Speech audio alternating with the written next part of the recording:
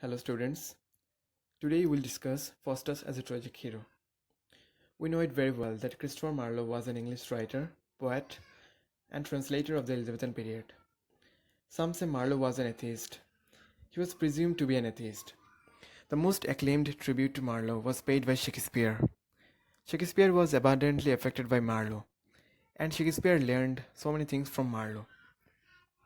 Anyways, let's talk about Dr. Faustus.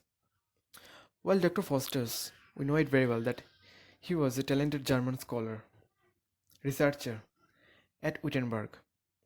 He has learned everything that he can learn, whatever he has learned, but he was unsatisfied. And he decides to learn more. He decides to learn black magic. Two angels are mentioned in Dr. Faustus, namely good angel and bad angel. These angels arrive and give advice to Faustus' decision.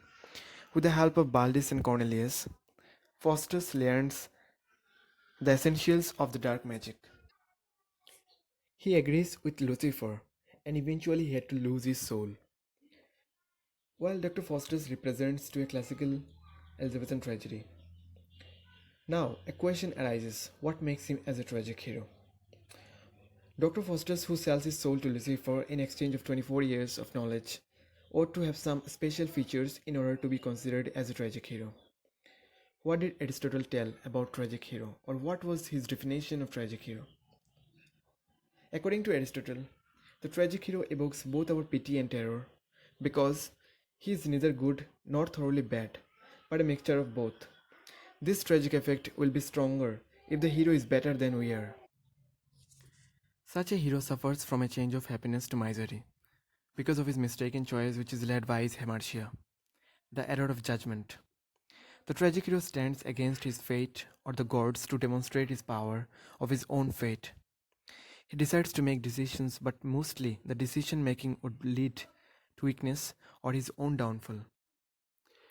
You see that Dr. Faustus, as a tragic hero, evokes pity. We feel some form of connection with him because he has a sense of realism. Well, realism is an artistic representation of reality. Dr. Faustus makes mistakes, which can be all human condition. He wants to gain more knowledge. That is another part of human condition to learn and understand more. We sympathize with Dr. Faustus because his feelings are similar to other human beings. At the end, we really want him to repent in order to change his fate radically. We sympathize with him at the end of the drama, when it is time for a farewell to his soul. Although he has done many faults, but we really want God not to be so forced towards a human being. There are some beautiful lines, and Faustus utters and prays to God, and he says, O soul, be changed to little water drops, and fall into the ocean, never be found. My God, look not so fast on me. He wants his soul to be turned into little water drops and fall into the ocean, so that the devil will not find his soul. And he says to God not to be so cruel to him. Dr. Faustus is a well known and prosperous character, so the reader notices to his reputation as a well respected scholar. His reputation as a scholar has been mentioned both in the beginning and at the end.